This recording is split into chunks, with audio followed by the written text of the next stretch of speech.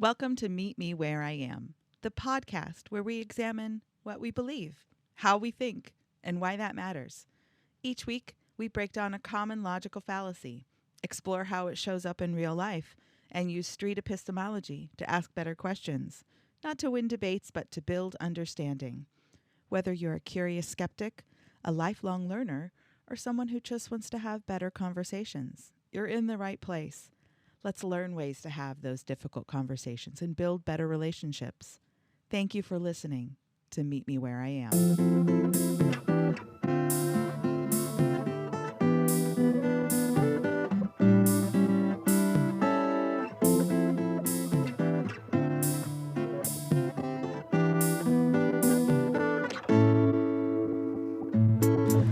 This episode was recorded October 11th, 2024, and was actually predated Meet Me Where I Am, but was very relevant because we talk about pet grief and pet loss.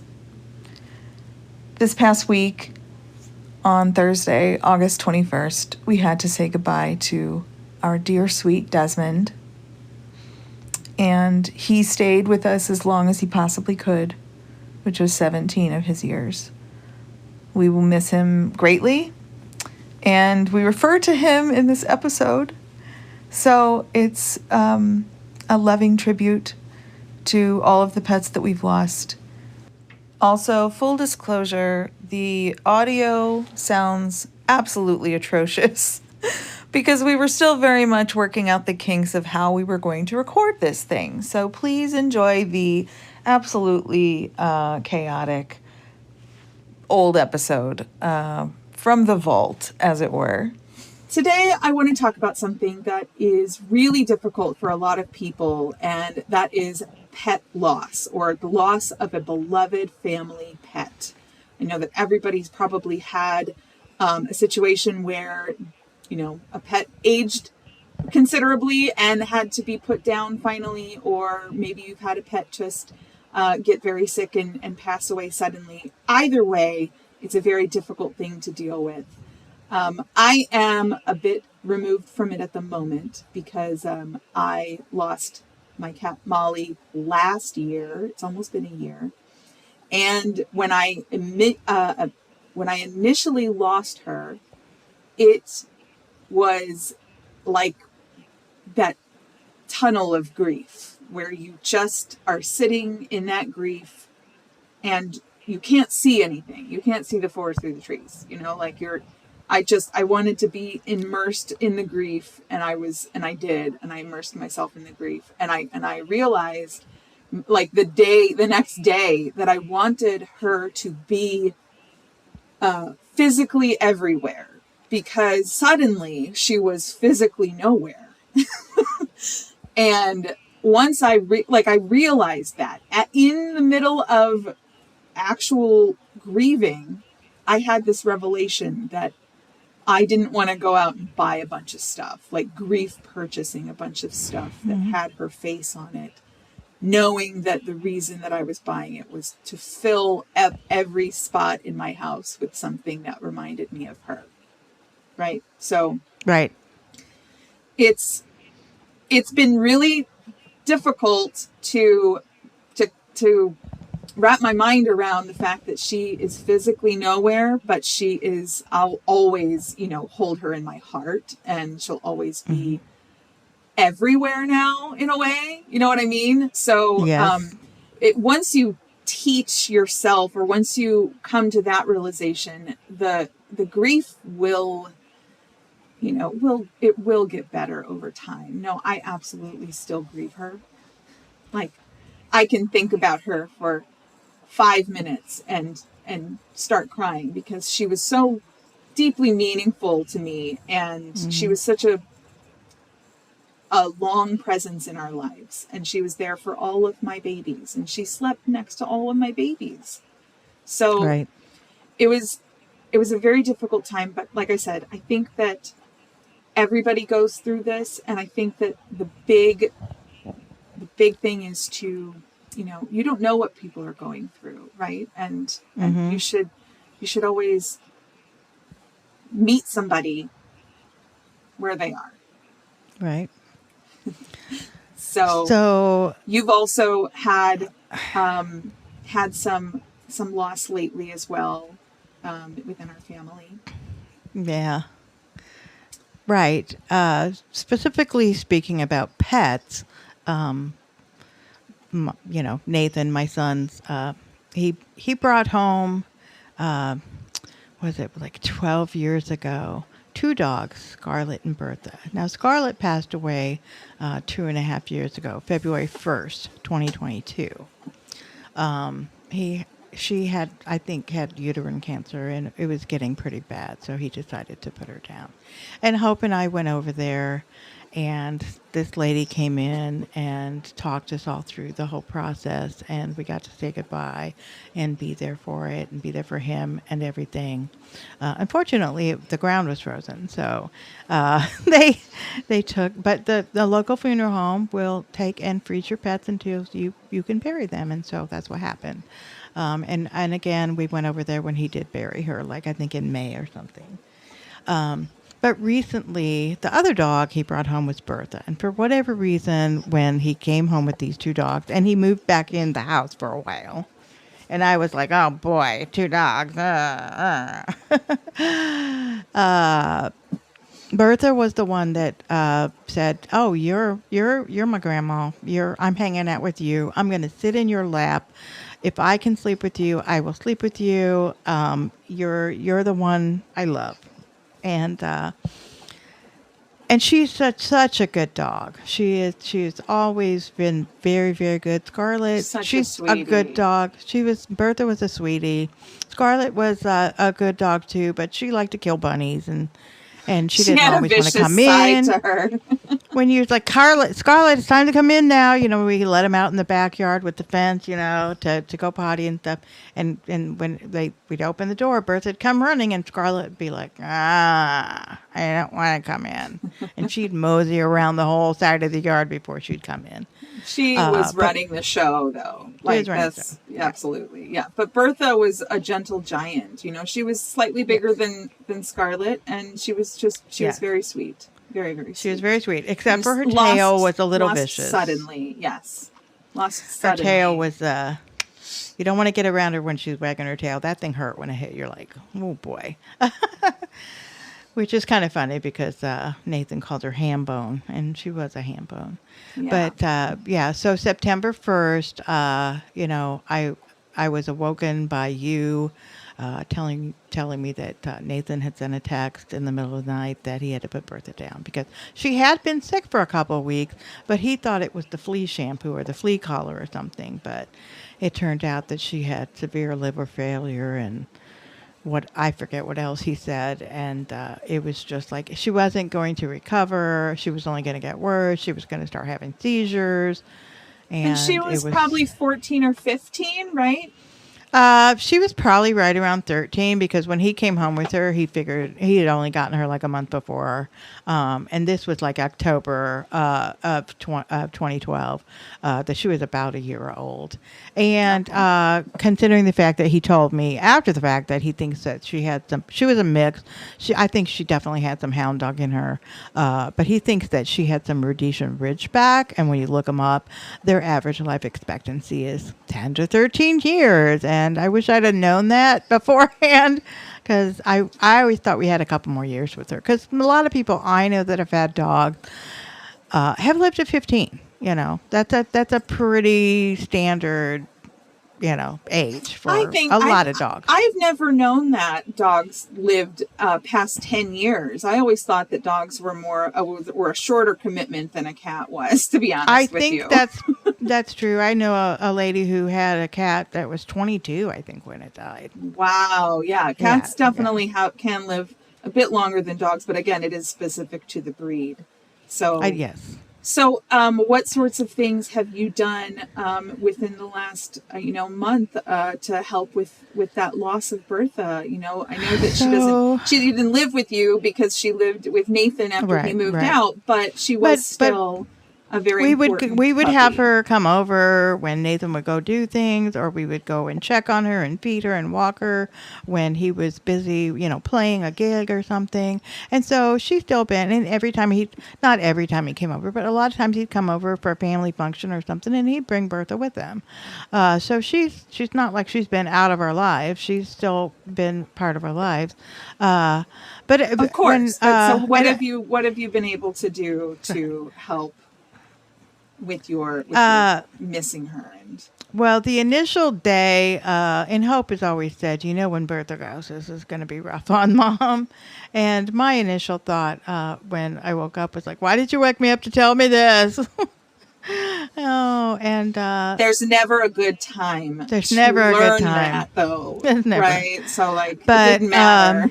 no. If I hadn't woken you up, and you had just woken up on your own, then at some point after you had woken up on your own, I would have had to break the news to you, and you would have been, why didn't you wake me up? Yeah, probably. But we went over there, and so he could bury her, and I think that was obviously something that we all wanted to do. It was very for meaningful, yeah. So I was in town that weekend and had all three of my kids with me, 12, 10, and 6, and we went over to his house and all got to pet Bertha and give her kisses, and we each threw a flower down on her grave as he buried her, and we were there, to help, ease her on down the Rainbow Bridge, because she was a very, very special dog, and that was really, really important for us to be there, especially given that we had lost Molly last year. My kids are still very much grieving her loss, so to see it in a different perspective, with someone else. Yes, exactly. With someone else who's more connected to the animal too. So, so since then, I've.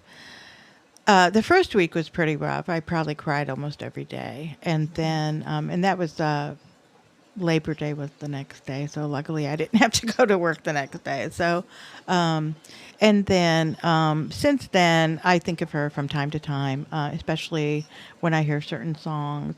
As a matter of fact, one of the things I do at work is there's a wipe up board that I put the holidays of the day. Well, it just so happened that the week before that, on my birthday, is National Rainbow Bridge Remembrance Day. Aww. So now I know that that's my birthday, is National Rainbow Bridge Remembrance Day. That's August 28th, by the way. And so now I will have that specific day that I can remember them and hopefully compartmentalize. But, every now and then, I think now I'm down to about once a week that I think about her a lot and just miss her. And one of the things I was thinking about last week was that the thing that you miss when you lose a person or a pet is that they are such an individual. They have a certain personality, certain idiosyncrasies, and things that they do that maybe some other people do, but they don't all do the same thing. And so that's what you miss about them, is that uniqueness. Like, yes, you can get another dog, you can get another cat, but you're never going to have this one with that personality and that way that they acted with you and interacted with you. And so that's what you're going to miss, is that specialness, that uniqueness. And I just am glad that, she was a part of my life, and I don't hate dogs. I never hated dogs. I just don't want to own one. They are a lot of work. They are a lot of work. We still have our super senior cat, Desmond, who is in human years 88 or 90. He is we didn't know how old he was when we got him in 2008. So he's either 16 or 17 now, and he is a little bit wobbly. He's deaf. He is skin and bones. Yes. Yeah. So he is probably not long for this world, but I'm just giving him treats and loves, and he screams for me in the hallway, and it's weird, but I clap my hands, and for some reason he can hear that, but he can't hear me yelling. I think, I don't know if it's like something to do with like the waves, the sound waves or something. I don't know. Like maybe the way it echoes off of the wall, but either way, even though he's deaf, he's always able to like respond to a clap. So I don't know. And yes, I have done trial and error to determine this. So, oh yeah, I was going to say, I didn't know that when I was cat sitting a couple months ago. I would have done that then. But you didn't mention that 2 months ago. So this is something you recently learned? Yes, this is absolutely something that has been developed. So now you have come to terms with Molly not being there and still miss her from time to time. But also you've taken that and said, I'm going to give this guy that's still here, who is also not long for this world, the best love and care that I can. And that, right? And that's what Nathan did. When Scarlett died 2.5 years ago, he said, I'm not going to get another dog right now. I'm going to just give Bertha all the attention because when I talked to him Saturday, he said that too, just recently, that I think that Scarlett was so much the alpha dog that she just kind of controlled everything, and she was the one that got more attention, not just because I'd had her for a year before I got Bertha, but because she just commanded more. And so once she was gone, he wanted to give Bertha that same kind of love and attention that Scarlett demanded more of, and so that's what he did. And I was really glad that he did that too. And I'm sure someday he'll get another dog. But my kids are begging to get a kitten now. Mm-hmm. And I've already told them, till I'm blue in the face, that we're not getting a kitten when we have a senior cat. Yeah, no. And they're still pushing really hard. I mean, I'm glad at least that the girls have changed their tune. They had said they wanted a dog, and I was like, I really don't think that's going to work. And so I think they're on board with the cat now. But they just keep pushing it. And I'm like, you guys, we can't get another cat until we've said goodbye to this one. Yeah. And then have, a grace period. Yeah. And I also would highly recommend, if you're going to go the kitten route, to get brothers or sisters, or brother and sister, because we did that accidentally because my friend of mine brought me a kitten. And she brought the other kitten, was supposedly for Nathan, but then Nathan had told me that morning he didn't want it, and I texted her, but her phone was broken. The whole screen was smashed. So she ends up bringing both of the cats, and you need to... So I went over there to her hotel room, and these kittens are running around playing and jumping on the beds and chasing each other. And I was like, took a video of it and sent it to Hope, knowing full well that Hope would say, you have to take them both. And she did. Of course she did.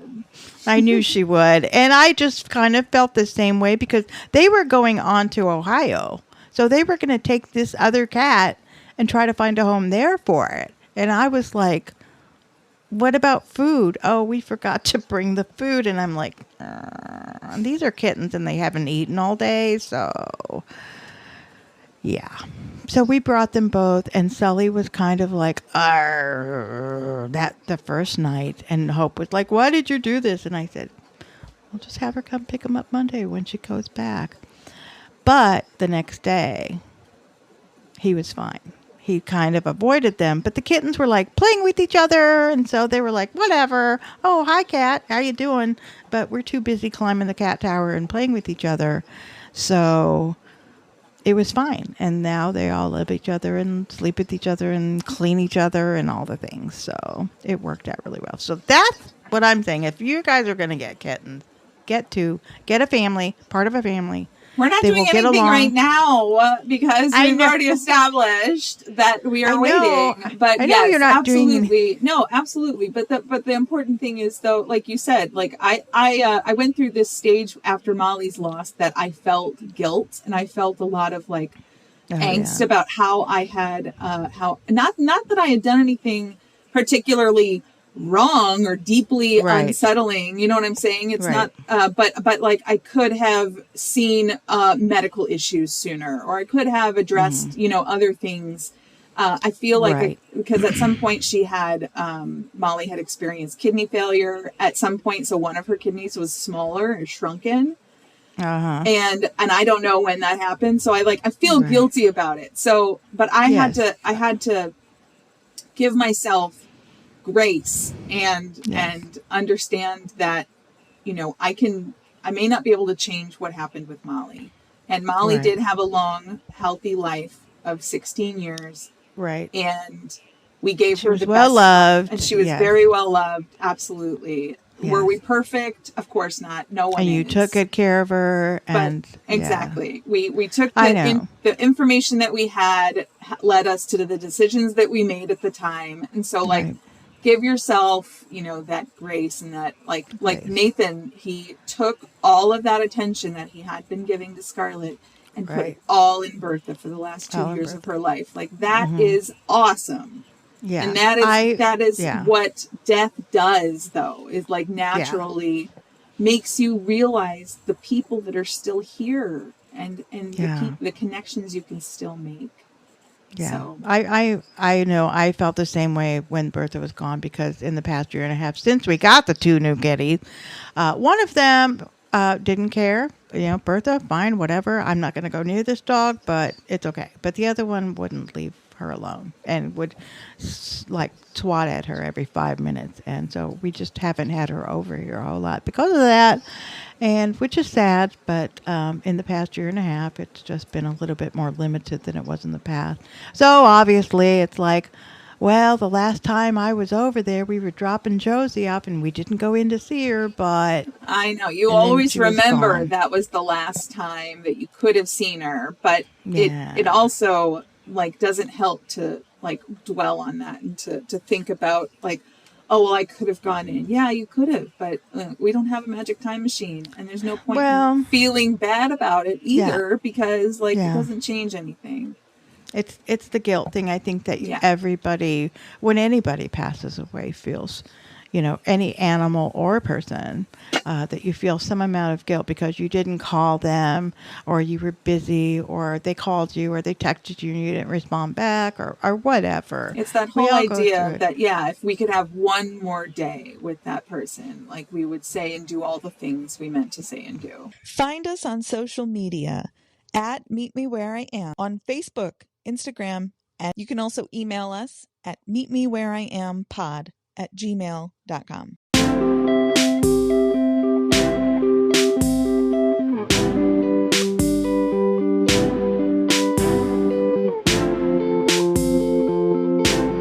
Thank you for joining us today, and thank you for meeting me where I am. You're welcome.